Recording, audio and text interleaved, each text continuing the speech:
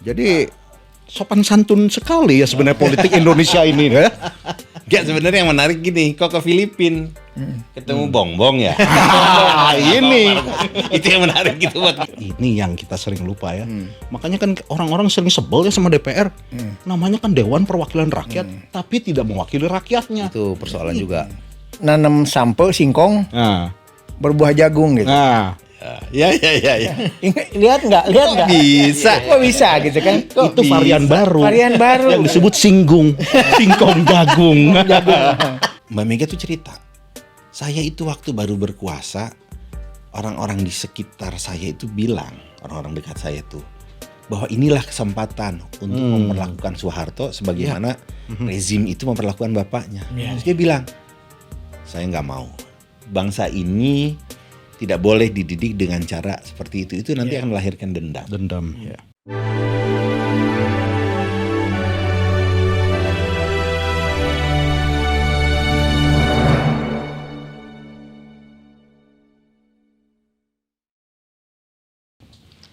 Bertemu kembali di podcast Bargama bersama Ismail dan Dimas. Saya Jai. Dan Belum ditanya, belum ditanya. sopan atuh. Ya maaf, memang saya kadang-kadang saya nggak sopan. Dengan ulang. Dengan Jai. Oh, Alof. Asik. Seru. itu dong ditanya dulu baru. Topik kita hari ini, Mas. Hari ini pas lagi ultah PDIP ke-51. Oke. Selamat ulang tahun dulu buat Selamat ulang tahun. Partai Demokrasi Indonesia Perjuangan yang ke-51. Ke-51. Semoga tetap jaya. Tetap jaya. 51 nih katanya 50 lah ya. 50. Dia nanti 1, 2, 3 dan seterusnya. Itu hidup yang kedua. Oke, betul. Artinya memang PDIP akan menapaki jalannya yang baru nih. Oke. Jalannya yang baru teh naon cenanya. Hmm. Seperti yang disampaikan pidatonya gitu kan. Apa temanya yang ulang tahun ini? Satyam Eva Jayate. Nah, Apa tuh artinya? artinya Kebenaran pasti akan menang. kebenaran pasti akan menang. Nah, itu dia. Keren tuh, keren. Ada kebenaran-kebenaran yang lahir, ada kebenaran-kebenaran yang memang dibangun. Nah, dia akan menemukan jalannya gitu. Dia lahir dan menemukan jalannya. Itulah yang digagas oleh PDIP di ulang tahunnya ke-51 dan dia mengundang 51 tokoh gitu kan. Tokoh bangsalahnya dan ada Pak Ma'ruf, ada Teten Mas Duki, saya lihat ada Parsad, Ada Wapres. Yasona Lawli sebagai orang partai juga dihadirkan gitu ya. Tapi yang aneh Pak Lurah Nah. datang anjir. Loh, kan sedang pergi. Kemana sih? Katanya ke luar negeri. Oh. Ke Filipina kalau nggak salah. ASEAN lah ya ceritanya. Ada kunjungan ke luar negeri. Mas Hasto juga aku sempat lihat di beritanya tidak undang karena menghormati Agenda. dari Pak Jokowi. Jadi sopan santun sekali ya sebenarnya politik Indonesia ini ya. Enggak, sebenarnya yang menarik gini, kok ke Filipina ketemu bongbong ya. Ini Itu yang menarik gitu buat gua. Sama kasusnya kayak ke Cina ketemu bosnya TikTok yang akhirnya beberapa TikTok kita terus nggak bisa muncul itu anjing kesel kan. Iya. Brengsek. Tapi ada yang bagus dari kita cermati dari pidato Ibu Megawati. Si ibu tuh bilang kembali ke akar rumput. Ya. Dan akar rumput itu tidak hanya ada di darat, di laut juga ada rumput laut kata dia. Bahwasanya Oh iya. setiap pemimpin itu harus melihat kembali apa yang ada di masyarakatnya, apa yang ada di rakyatnya. Dan pemilu sendiri bukan ajang pertarungan elit saja, ini adalah buat rakyat. Oleh rakyat dan untuk rakyat. Ya itu di pidatonya juga gitu, dia bilang begitu. Kita bisa begini hari ini bukan karena elit, Yes. tapi karena rakyat. Ya. Keren tuh. jadi sebenarnya tidak boleh ya kita melupakan rakyat itu. Nah, Ibarat Ya tidak kacang boleh. lupa akan kulitnya gitu kan, anak durhaka. Itu. Iya, jadi sesuatu yang menurut saya ini menarik ya. Padahal itu kan selalu didengang-dengungkan PDIP, Partai Wong Cilik, PDIP. Nah, implementasinya apa dan apa semangat yang dibawa ke sana? Dikaitkan dengan kebenaran tadi, Ya. ini menarik. Ya, ya. Ya kan? Rakyat perlu tahu kebenaran dan rakyat akan menemukan kebenarannya. Sehingga kebenaran itu kan menang. Yes. Nah, sekarang kalau kita lihat seluruh pendidikan kita termasuk agama kan ngomongnya kebenaran. Ya. Ya, Meskipun seringkali kebenaran itu disembunyikan. betul. Makanya tadi ada apa? Kata-kata sampaikanlah kebenaran Walaupun pahit. Pahit. Nah, Walau satu ayat. itu kata Nah, itu kata Nabi ya. Itu kutipan Itu kutipan pidato juga. Ya. Bu Mega tuh ngutip itu, ngutip pesan Nabi bahwa katakan kebenaran itu walau pahit. Walaupun Ya. pahit. Kayaknya di semua agama ada tuh masalah kebenaran, Ya. termasuk dilemanya. Betul. Seperti sekarang kan kita ada istilahnya sekarang post truth lagi kan, melampaui kebenaran. Ada kebenaran diciptakan kan, jadi difabrikasi kebenaran itu. Nah, menurut saya kan kesejatian kebenaran ini kan yang sebenarnya ini ceritanya nih ya, kalau saya tangkap PDIP itu kembali kebenaran mereka itu adalah di akar rumput. Nah itu kan. Betul. Emang itu sekali yang pesan si ibu tadi kesana sekali. Maksudnya bahwasanya kebenaran itu kalau kita simpulkan lagi kebenaran itu ada bersama rakyat. Ya. Kebenaran itu ada pada rakyat. Ini mirip TNI ya. TNI itu kan lahir dari rakyat, gitu kan. TNI bersama rakyat, rakyat bersama TNI. Tanpa rakyat TNI itu nggak ada. Gitu. Artinya memang positioning akar rumput ini menempati sesuatu yang sangat penting gitu. Nah, ada seseorang yang memang asalnya dari rakyat, yang kita gadang-gadang pada waktu itu, yang kita dorong-dorong pada waktu itu, pada akhirnya memang dia melampaui melampaui kerakyatannya gitu. Ini nih. Melampaui kerakyatannya. Kerakyatan itu sila keempat loh. Iya. Berarti dia keadilan sosial ini. Dia berkeadilan sosial untuk kerakyatannya yang dia anggap itu mewakili rakyatnya gitu. Mewakili rakyat gitu. Ini yang kita sering lupa ya. Makanya kan orang-orang sering sebel ya sama DPR. Namanya kan Dewan Perwakilan Rakyat, tapi tidak mewakili rakyatnya. Itu persoalan juga. Ya, itu persoalan. Dan 14 ini selain presiden juga kita milih wakil rakyat kita loh. Kalau kita ada yang kurang cocok, kita pilih wakil kita yang cocok nih. Betul. Ya. Cuman informasinya memang mesti clear nih siapa aja nih calon wakil Valid kita. ya. Masih valid. Harus Masih valid. kita cari siapa wakil kita, ya harus kita telaah juga. Ya. Menarik ini. Kan berapa sih anggota dewan tuh? 500-an. 500-an lah ya. 500 dari 285 juta. Gitu kan dipilih orang yang kalau diasumsikan itu teh orang-orang terbaik cenanya. Ya, harusnya. Iya. Dan itu kan pilihan rakyat ya. Terus yang jadi menarik juga tadi pidatonya Pak Ganjar. Ganjar bilang rakyat tidak takut, katanya gitu. Rakyat tidak takut. Rakyat sudah tidak takut. Tapi memang nggak pernah ada cerita rakyat Indonesia takut ya. Ya. Kita berjuang meskipun nggak punya apa-apa ya. Makanya ada sampai omongan kita itu dengan bambu runcing aja berjuang. Betul. Coba sekarang pikir negara ASEAN mana yang merebut kemerdekaan? Iya. Setelah tahun 45 nggak ada negara yang merebut selain kemerdekaan Indonesia. sedunia. Iya. Malaysia dikasih ya. Kasih. Singapura. Mangga beli pada merdeka kan gitu kan. Iya. Ya Thailand sama. Hanya kita. Nah, ini membuktikan bahwa memang kekuatan rakyat ada kekuatan rakyat. Ya itulah yang jadi slogan TNI itu, TNI bersama rakyat, TNI lahir dari rakyat. Sama juga dengan PDIP gitu. Bahwa Kalau Pak Ganjar tadi itu lebih fokusnya tuh karena ada beberapa intimidasi pada proses demokrasi kita sekarang ini. Dan intimidasi itu tidak hanya di wilayah, kalau kita lihat nih, tidak hanya di wilayah yang betul-betul bentukannya kekerasan, tapi juga intimidasi di wilayah hukum kan. Nah itu kan juga persoalan juga yang rakyat sekarang bukan rakyat yang dulu lagi, maksudnya udah mulai tercerahkan lah, bahwasanya ini sesuatu hal yang tidak benar lah. Makanya kebenaran itu akan bergulir nih dengan sendirinya pada akhirnya. Iya. Kita akan lihat lah. Kalau ngomong intimidasi itu kan sebetulnya kita pernah satu narasumber kita ya bahas itu ada memang intimidasi ini. Itu tuh memang betul, Memang ada ternyata. dan udah dibahas lah sama kita ya. Nah, cuman memang Pak Ganjar menegaskan rakyat jangan takut intimidasi. Saya pun mengalami hal-hal seperti itu walaupun mungkin hanya lewat WhatsApp, tapi kan itu menunjukkan bahwa ada kuasa gitu kan. Ya. Ada kuasa yang ingin mengambil hak kita, mengambil Kemerdekaan. iya, mengambil keinginan kita, peran kita, gitu kan di dalam ini. Nah, itu bisa menjadi satu trigger ucapan Pak Ganjar itu loh. Ya. Iya.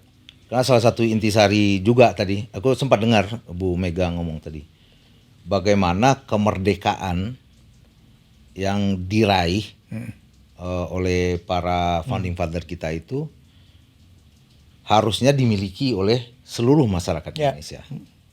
Kemerdekaan dalam hal ya tentu kemerdekaan yang bertanggung jawab ya.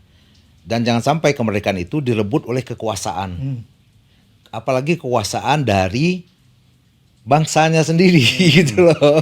Iya. Ketika kita merebut kemerdekaan kita dari bangsa asing, tapi kemerdekaan itu terebut oleh kekuasaan bangsa kita sendiri, itu kan jadi Dan itu pernah terjadi zaman Orde Baru itu kan. nah itu jadi satu catatan tadi emang sempat tersebutkan di zaman Orde Baru itu terjadi dan jangan sampai ini terjadi lagi kan. Iya. Itu sebenarnya Bung Karno udah pernah mengingatkan loh. Nah, Bahwa perjuanganku lebih mudah karena aku melawan penjajah. ya. Perjuanganmu akan lebih sulit karena kau melawan bangsamu sendiri. Itu sekian puluh tahun yang lalu Bung Karno udah bicara. Nah itu kan hanya bisa dihindari kalau kita tahu kebenaran. Ya. Balik lagi. Jadi menurut saya esensial banget loh. Ya. Temanya PDP ini dalam situasi seperti sekarang, ya kan? Ya seperti katakanlah Indonesia bisa seperti sekarang dibawa oleh Pak Jokowi karena dia tahu kan kebenarannya. Ya. Bahwa Indonesia itu harusnya begini dan dia tahu gitu kan. Nah, bahwasanya perjalanan selanjutnya kebenaran dibungkus menjadi post-truth. Nah, itu yang harus kita kupas. Kita kupas. Gitu kan? Rakyat harus dikembalikan. Kebenaran itu harus dikembalikan kepada rakyat. Makanya kan ada Vox Populi, Vox Dei ya. Iya. Suara rakyat adalah suara Tuhan. Mereka yang tahu apa yang mereka butuhkan gitu. Nah, disinilah sebenarnya kita harus kembali berdialog dengan rakyat. Dan itu yang berkali-kali. Salah satu yang dilakukan ya sekarang ya, yang lagi trending lah dari kemarin-kemarin dilakukan juga oleh banyak kepala daerah kan belusukan. Mereka mencoba menemukan akar mereka, kebenaran mereka di rakyat gitu. Tapi ada juga yang pura-pura belusukan sambil kelihatan repot. Karena naturnya bukan itu. Di videoin Gini loh. Ya kebenarannya muncul gitu. Iya. Yang di Soal kebenaran itu ya, aku juga lihat di ini ya, kebenaran akhirnya terkuak ya, kebohongan akhirnya terkuak. Gitu ya. Launching, aku jadi ingat lagu ini, Buah Semangka Berdaun Sirih, zaman Orde Baru itu. Sekarang orang tua mah gitu. Oh iya. Bawahnya yang tua-tua. Iya, aku repot. cuman ini sekarang nyatanya menjadi relate gitu. Oke. Nanam sampe singkong, berbuah jagung gitu. Ya. Lihat nggak? Kok bisa gitu kan? Itu varian baru. Varian baru. Yang disebut singkong jagung. Kalau di nggak nempel ke tanahnya. Kita nggak akan nempel ke tanahnya. Tapi kan akhirnya kebenarannya terlihat gitu. Iya. Nah itu mungkin kemurahan Tuhan gitu kan. Buah semangka berdaun sirih, tongkat kayu dan batu jadi tanaman. Tiba-tiba nanam singkong berbuah jagung gitu. Harapannya memang ya akhirnya mungkin juga akan seumur jagung gitu. Harapannya ya mudah-mudahan tidak seumur jagung. Jagung ini enggak jagung baby corn itu loh. Iya. Jagung muda. Itu kan buat sayur itu mah. Parab sapi itu. Ya, parab sapi itu. Nah kan itu nggak pernah jadi tumbuh besar juga gitu ya, segitu-segitu aja gitu loh. Mudah-mudahan nggak begitu. Mudah-mudahan nggak begitu. Jadi aku 3,5 tahun terlalu lama buat aku. Bener. Kalau perlu jangan sampai gitu loh. Ya memang bukan kalau perlu ya nggak usah lah gitu loh. Janganlah, jangan. Ya jangan gitu loh. Karena nanti kita juga akan mengalami hal-hal seperti itu. Ini rada melenceng dari ulang tahun PDIP ya. Oke. Jadi wah kita mau minum susu gratis buat yang stunting gitu. Sapinya dari mana? Impor dari India. Padahal sapi yang buat diambil susunya tuh sapi yang hitam putih dari Belanda gitu loh. Bukan sapi Bengali. Iya. Dan kalau di Belanda itu kan produksi susunya tuh bisa sampai sehari 9 liter. Oh, sapi Belanda teh. Sapi yang ada di Indonesia yang hitam putih itu diambil Asalnya dari Belanda. dari Belanda. Bibitnya dari Belanda. Bibitnya dari Belanda. Itu produksi di sana tuh 9 sampai 12 liter sehari. Ketika di Indonesia karena mungkin makannya juga Beda jagung tadi gitu. Akhirnya cuman 4 liter dan sampai 6 liter. Wah, kan jauh separohnya gitu loh. Nah, jangan sampai gitu loh. Kan jadi hal-hal yang separohnya itu yang enggak baik gitu. Jadi nanti akan menimbulkan gagal lagi seperti nanam singkong berbuah jagung. Tapi kan jagungnya bisa untuk sapi. Iya, tapi nanti sapinya tidak akan menghasilkan susu yang banyak. Ya, itu. Ini problem juga. Problem. Nah, karena kan sapinya gitu ya dari Belanda. Terus gimana dia bergaul dengan sapi Indonesia ya? Ngobrolnya hese. Kalau zaman dulu kan banyak orang kita masih bisa bahasa Belanda. Ya. Nah, sekarang susah. Susah. Jadi berkembang biak dan itu repot lah. Nggak mungkin gitu itu bisa Nanti ada sapi migran ya ke sini ya. 1,5 juta. Naturalisasi. sepak bola kan dinaturalisasi. Sekarang sapi. Tapi dari India gitu loh. Jadi bukan cuman itu berarti yang dinaturalisasi. Nanti ada sapi naturalisasi, sepak bola naturalisasi, termasuk tenaga kerja dinaturalisasi. Nah, betul. Masuk tuh barang. Ini Hajar Pak Eko. Nah, ini kembali soal ulang tahun nih ya. Jadi dari pesan-pesan tadi, nih aku pribadi nih, dalam gini Satyam Eva Jayate, dalamnya tadi kita udah coba kupas. Nah, yang menarik buat saya, kan kalau lihat PDIP ya, PDIP itu partai yang memiliki sekolah kader. Ya. Dan hari ini kader-kader pemimpin Indonesia itu banyak yang lahir dari situ. Artinya ini kan oke, kan kaderisasinya oke. Ya. Bahkan tadi ulang tahun itu di sekolah partai itu. Ya. Itu di sekolah partai. Itu di sekolah partai itu gitu. Jadi ini partai yang menurut aku serius kaderisasi karena kan mengalir kan nanti yang tua akan diganti yang muda dan seterusnya dan seterusnya. Ya, ya. Nah, cuman yang menyedihkan hari ini begini. Ini dari kacamata saya dan kelihatannya benar. PDIP itu punya ketua umum Ibu Mega. Yes. Ibu Mega ini sosok yang kalau udah punya prinsip bahasa Sunda mah pageh lah. Nah, tapi sekarang jadi bahan olok-olok seperti yang nggak bisa nembak Pak Ganjar dan Pak Mahfud, terus aja Ibu Mega yang ditembak. Ya. Jadi banyak nih teman-teman atau orang-orang di sekitar gua nih yang Pak Ganjar oke, tapi di belakangnya kok merah. Habis loh, kalau gue bilang emang kenapa dengan merah?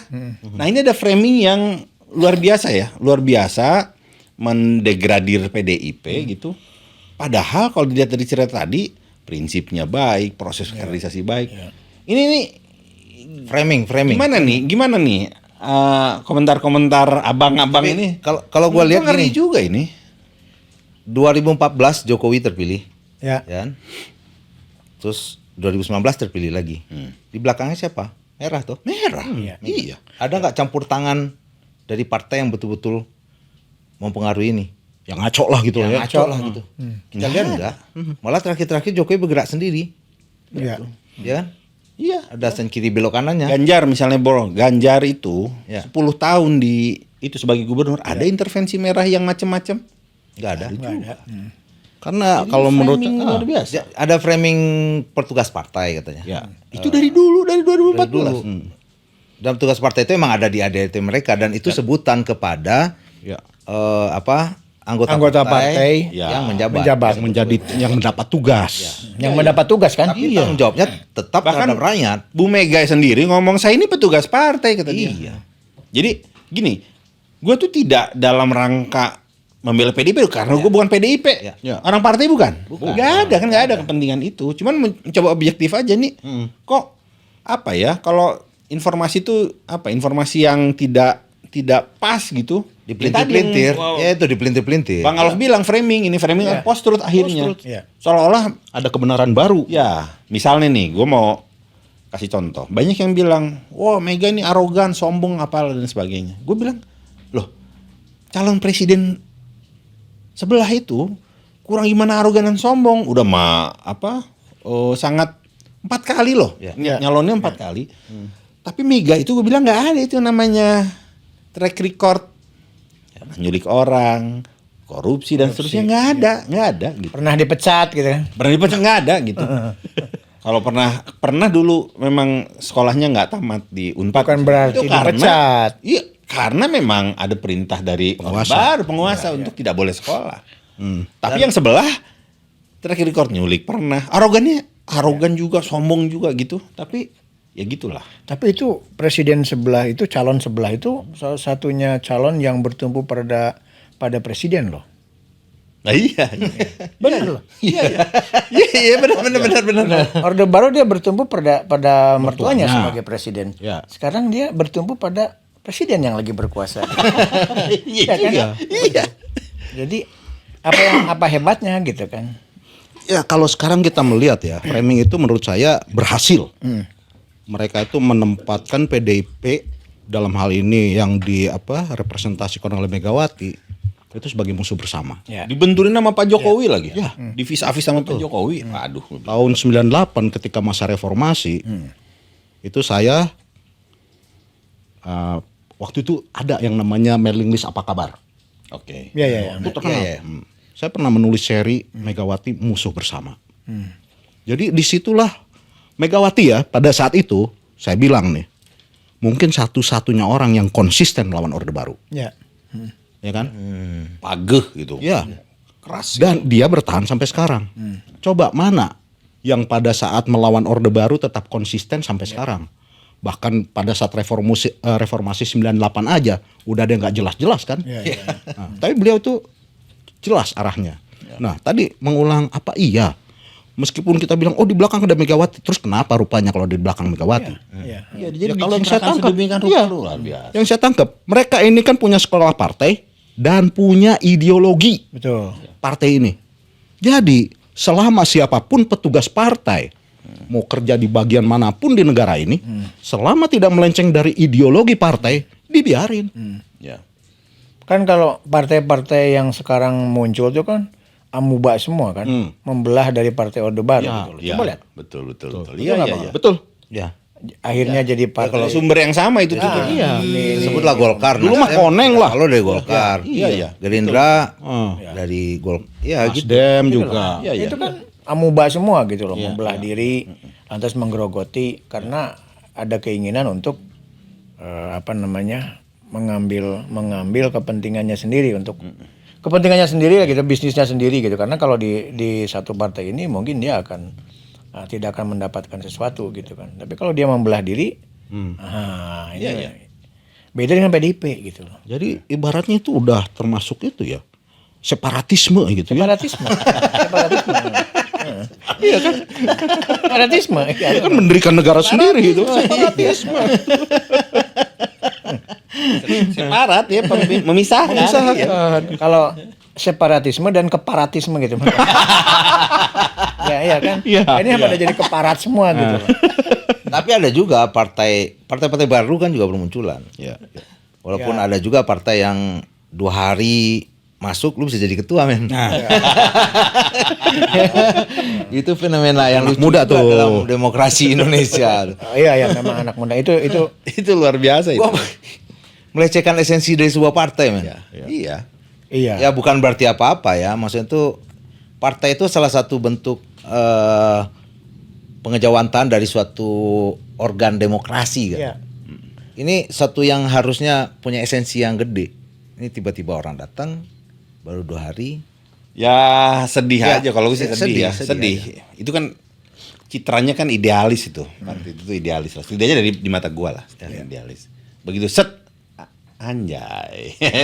Anjay. Ini saya minum teh ya. Ya. Teh. Ah. Nah, ini analoginya ke situ nih.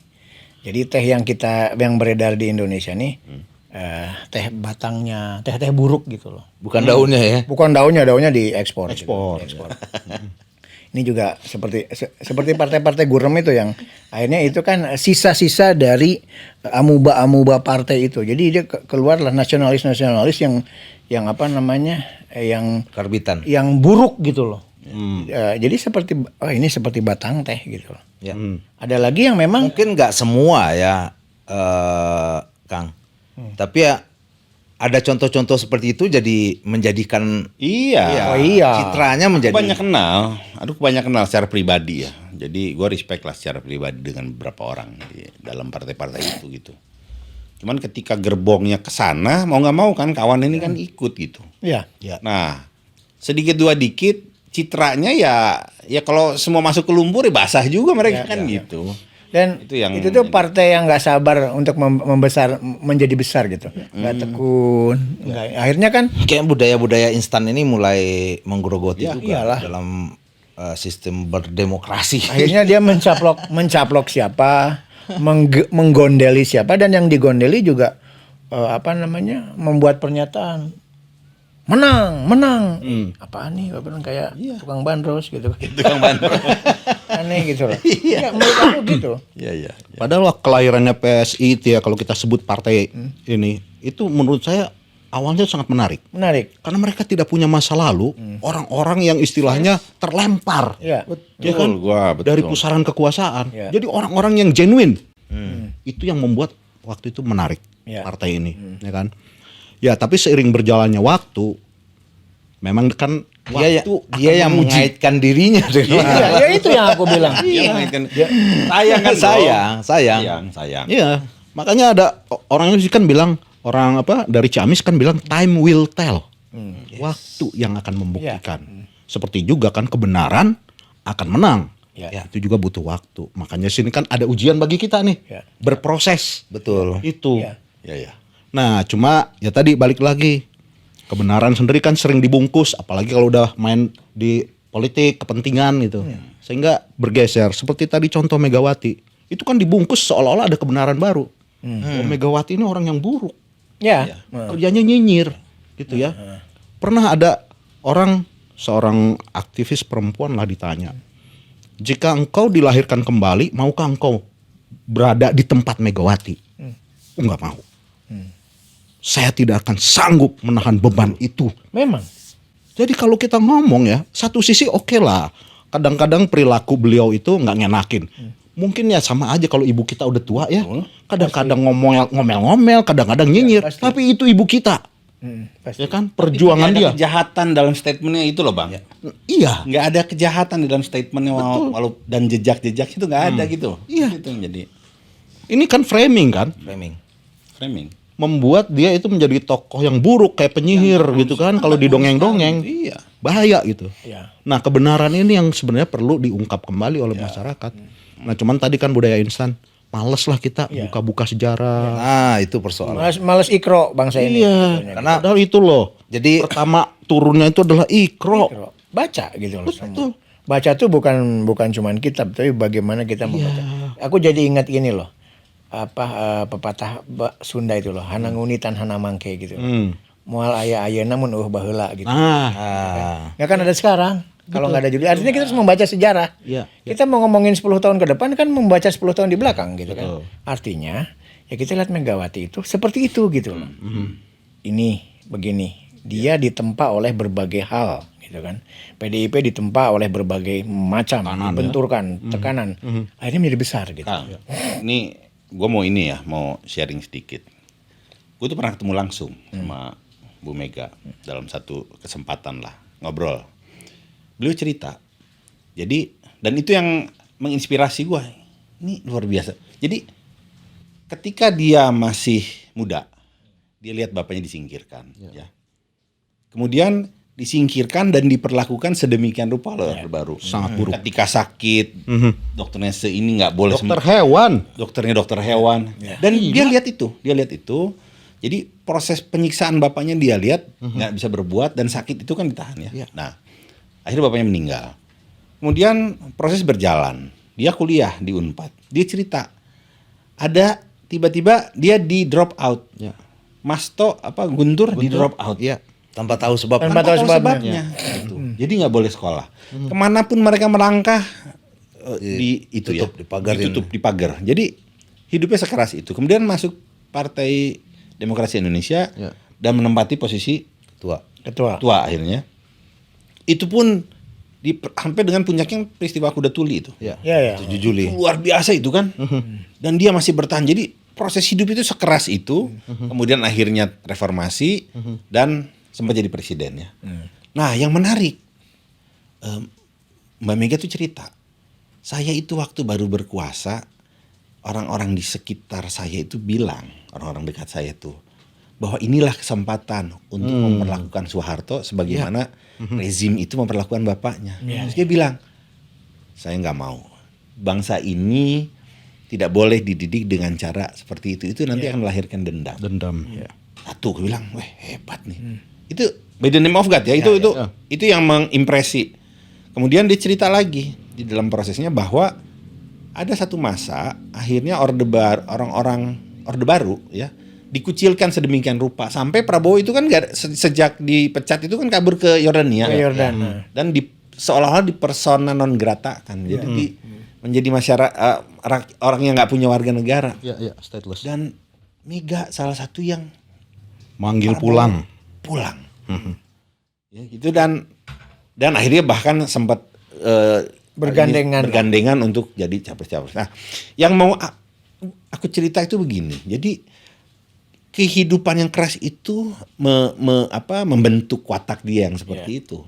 Tetapi di jejak-jejak yang seperti itu tidak ada jejak jahatnya gitu. Tidak ada jejak. Itu poinnya kan. Dia nggak ada gitu. Nah, sehingga aku nggak ngerti, mungkin hari ini strategi untuk supaya Ganjar tidak menang. Kaitkan, digambarkan Mega di framing sedemikian rupa. Dan posisinya kan Mega kan ibu-ibu udah tua nggak main medsos, ya dia nggak ngelawan juga kan. Tapi mungkin dia nggak ngelihat juga di medsos. Mungkin dia ngelihat juga. Iya. Cuman waktu ketemu tuh gue cuman mikir ini kayak ibu gue, ibu kita ya, yang ya punya nasihat baik ke anak. Nah, di sekolah cintai kawanmu misalnya, belajar dan seterusnya, sehingga kader-kader yang di situ lahir, kader-kader yang merasa punya ibu yang dinasihati baik itu, makanya muncul kader-kader calon pemimpin yang banyak dari PDIP itu banyak sekali. Jadi aku nggak terlalu rela gitu ya. Jangan gitu dong mainnya gitu. Gibran ketika itu ditoel si anaknya Pak Prabowo, jangan gitu dong mainnya gitu. Ini juga sama gue, jangan gitu dong mainnya. Cari cara lain lah. Gitu kira-kira itu share pribadi. Ya, benar itu. Yang si Kang Jai tadi bilang, ikro itu baca. Baca. Kalau sekarang budayanya kan scrolling, men. Betul. Dengan kemajuan teknologi itu orang lihat dan informasi itu nggak mereka cari, kadang-kadang datang. Tapi informasi ini perlu saringan kan sebetulnya. Betul. Oh, yang seperti apa nih yang benernya? Sisi kebenarannya harus tetap diulik. Karena ya itu beredar framing terhadap apa yang mereka dapatkan. Dan gua lihat itu lu lihat Netflix nggak, sosial media? Sosial media. Sosial dilema. Ya, tentang bagaimana. Ya, ada satu algoritma di dunia media sosial ini ketika kita suka akan sesuatu, itu akan muncul terus-menerus yang sesuai dengan apa yang kita suka. Betul. Nah, dan hal itulah yang punya dampak. Jadi pernah ada risetnya bahwasanya di Amerika pun antara partai Demokrat yang mengikut partai Demokrat dan itu betul-betul terpisah, dan itu juga terjadi di kita kemarin ini kan. Terbelah. Karena orang tuh betul-betul terframing. Kalau dia suka ini terus post terus seperti itu. Dan emang harus ada wadah atau apapun lah namanya biar orang-orang itu kembali ke sejarahnya. Betul. Ya, Nah, ya. almarhum bokap gua pernah bilang begini, Bro. Ada masalah dengan bangsa ini, kata dia. Kalau bangsa ini pengen maju, dia harus punya visi ke depan. Ya. Dia bisa lihat ke depan. Tapi syarat untuk bisa melihat jauh ke depan, itu dia harus bisa lihat jauh ke belakang gitu. Iya. Kalau kita lihat ke belakangnya nggak jauh, ya rabun jauh gitu. Ke depan juga kan rabun jauh. Dia kasih contoh misalnya begini. Dan gua ini, kita misalnya setidaknya gua nggak tahu yang generasi sekarang. Dididik kita ini seolah-olah bisa merdeka karena perang, karena kekuatan otot. Iya. Ya. Tapi tunjuk kata bokap gue, tunjuk sesi-sesi perang Indonesia yang Indonesia menang. Gak ada. Kita menang tuh karena diplomasi. Kita menang tuh karena otak bukan otot. Yang gitu-gitu loh. Iya. Nah, jadi ya balik dalam konteks ini kita pengen ya lu bolehlah di framing gitu tapi coba lihatlah sejarah gitu ya. Lihatlah ke belakang supaya kita bisa jauh lihat ke depan. Kita ngomong 2045 di depan tapi ngeliat ke belakang yang nggak bisa, gimana kita bisa nyampe gitu? Ada jurang masuk bos, gitu. Itu tuh problemnya gitu. Ya kita harus yang seperti yang orang Sunda bilang ya, hanang undi tanah namangke itu kan kita. Iya. Mau ayo nak, mau nabuh bangla gitu kan.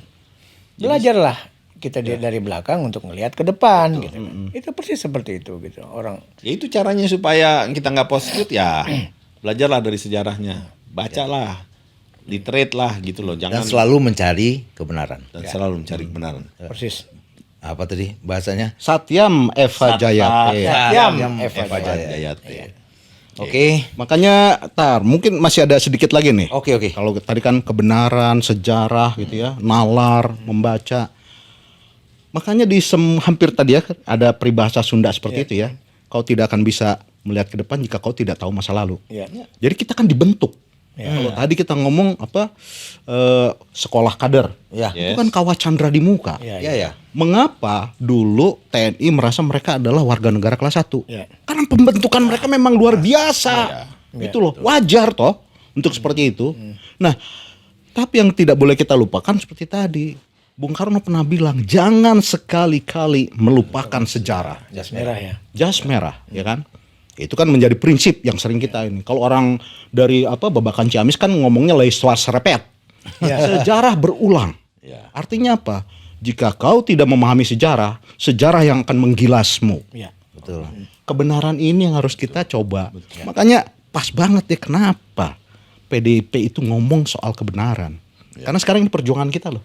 Dan katanya sejarah itu setiap 10 tahun akan berulang walaupun mungkin akan meleset ininya. Dan ini mungkin kayaknya polanya sama dan mungkin sekarang akan berulang dan kita akan menang gitu loh. Kembalilah ke akar rumput, kembali ke akar rumput, di mana akar rumput itu adalah rakyat yang tidak akan pernah takut. Mantap. Tapi kalau ngomong kebenaran gue jadi inget sesuatu nih. Pernah nonton kan film A Few Good Men? Iya. Di situ kan penguasa Guantanamo itu bisa menutup kebenaran tentang kematian seorang prajurit. Betul. Ya kan? Tapi ya kan? Ada para pengacara dari militer juga yang konsisten untuk menemukan kebenaran. Dia gali semua, meskipun awalnya rada males-malesan. Ya mungkin kayak relawan juga ya. Rada males-malesan gitu kan. Kan? Tapi begitu dia terketuk, ini masalah nyawa gitu kan. Kalau kita ngomongnya mungkin ini masalah bangsa. Kita nggak boleh males-malesan. Coba carikan kebenaran. Satu hal yang saya ingat adalah omongan dari siapa itu? Jack Nicholson. Saya lupa nama itunya. Yang dia mengatakan, you can't handle the truth. Kita tidak semua orang sanggup menerima kebenaran. Makanya tepat sekali ketika Nabi Muhammad mengatakan, sampailah ke kebenaran walaupun itu pahit. Demikian. Mantap kali, bro. Mantap kali. Ya semoga ini bisa kita petiklah pelajaran-pelajarannya soal kebenaran, soal kembali ke akar. Kembali ke akar rumput. Jangan lupa sejarah. Jangan lupa sejarah. Padat banget ya pembicaraan kita malam ini. Dan membaca kembali. Baca kembali. Jangan hanya jadi tim scrolling. Oke. Ingat kita punya masa depan. Oke. 2045 Indonesia emas. Yes. Oke. Oke. Thank you. Semoga teman-teman bermanfaat, semuanya. Semoga ada manfaatnya. Kembali selamat ulang tahun buat PDIP yang ke-51 dan Jaya selalu ya. Assalamualaikum warahmatullahi wabarakatuh. Saksikan kembali podcast selanjutnya.